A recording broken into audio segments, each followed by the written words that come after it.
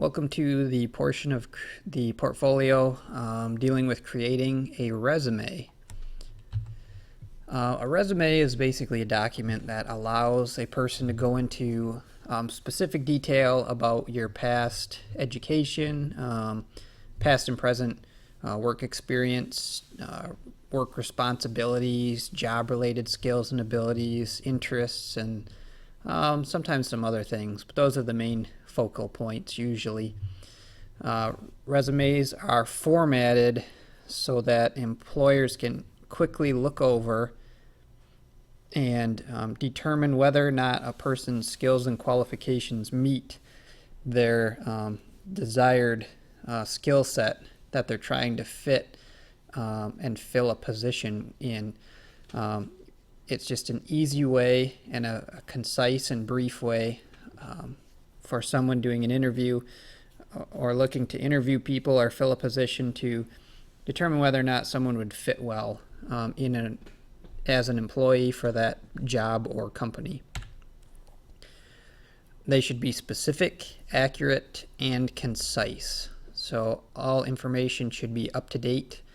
You should just be very specific with the information that you're providing, and then make it concise, make it brief. You don't need to elaborate a lot, and you don't want to ramble. Just get right to the point, because people typically don't spend a lot of time looking over these. They're looking for the main job responsibilities you've had or where you've worked in the past. It's kind of like a snapshot of your performance, your past performance, and it helps them easily to locate exactly what they're trying to figure out and find out about you. You should also modify them from time to time to ensure that they're staying accurate, make sure your information's up to date. And anytime that you're applying for a different position than the original position you used the resume for, you should probably modify that resume so that it highlights the skills and abilities and past work experiences you've had, if available, to show that the job you're now applying for, that you have the capabilities needed for that particular job. So you can modify it to make it fit a certain job that you are applying for. First part of the resume is the heading. This includes your name, mailing address, phone number, and email address. Sometimes the font and the format of the heading vary, especially if you're using a Microsoft Word template. The font styles, font sizes will vary a lot of the time. They do that to make your name and information stand out, set aside from the rest of the information. That's just to get that name in someone's head so that they're more apt to remember it. So that's why the heading is formatted a little bit different. And you'll see here it's a bold heading. Yeah, the font size is bigger. Sometimes the font style is different, but a lot of time it's the same. Depends on the template you choose to use. And you'll see the other information listed up on the heading there as well. The next portion of the resume is the objective. And the objective, the purpose of this is to very concisely and briefly state the career goal and or the reason for this particular resume. It's usually one sentence, sometimes two, but it's just a very clear and straightforward statement. And you'll see the example here. I said to obtain a social studies teaching position in the Port Huron Area School District. You'll see it says the position that I'm looking for, the type of position, and where I'd like to get that position. So very objective and very straight to the point sentence that should be catered to the position that you're applying for. So this will change each time you submit a resume to a different company. Experience, which is probably the most important portion of the resume, and this goes through and outlines all of your past employers, dates of employment, job titles you held, and job responsibilities at those jobs. Jobs they need to be listed on your resume from the most recent position you have, or current if you're working currently, to the earliest. So you would start with the job that you're currently working at. If you held the job for 2 years prior to the job you're at now, you would then put that job as your second job. The key here really is in your job responsibilities. You want to make sure you're sounding professional when you're listing your job duties. And the key to doing that is utilizing synonyms when describing your job duties. I gave an example here. Your job might have been to clean the bathroom. Well, you can say that in a way that is more professional and yet means the same thing. So the green example says monitored and maintained customer restrooms. I just said the same thing, but I just made it sound a little more professional and dressed it up.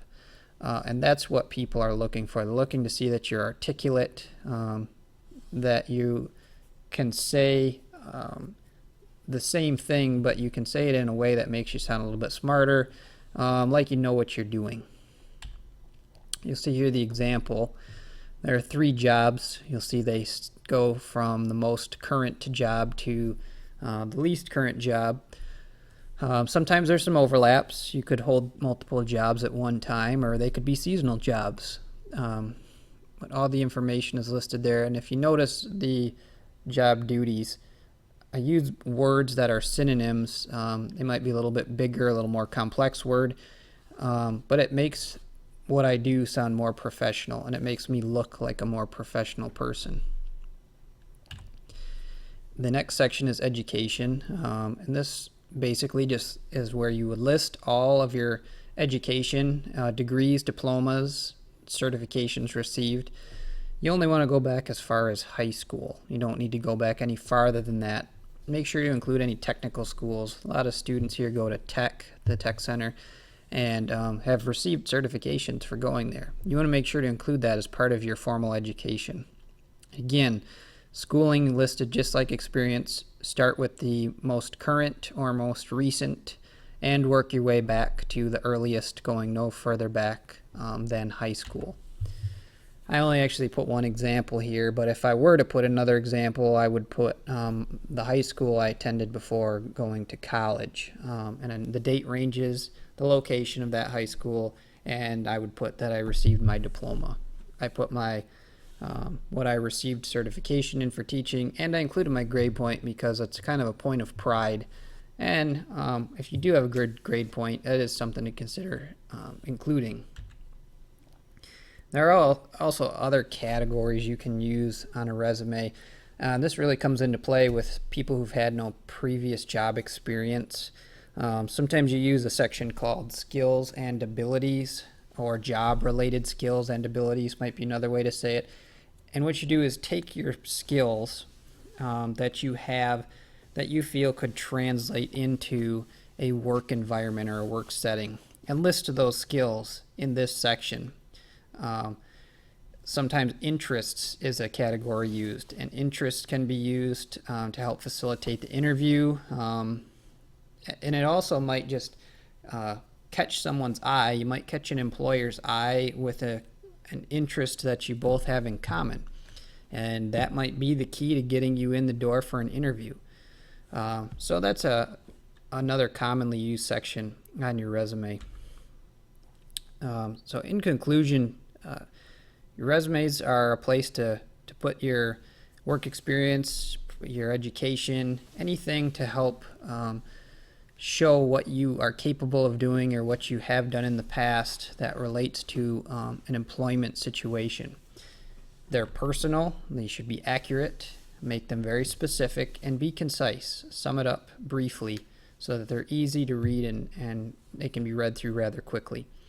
Again, focus on dressing up the job responsibilities. Use synonyms and make what you do sound more professional.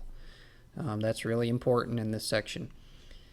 And then make sure that you are highlighting your personal skills and experience in schooling. You're not necessarily bragging, but you are looking at the points of pride, the things that you feel you've done well, the things you did well in the past. You want to look at your strengths here and make yourself stand out, because you're in competition with other people for this job, and you want to make yourself, without lying, look like a very qualified person for the job. So that's resumes in a nutshell. Thanks for listening.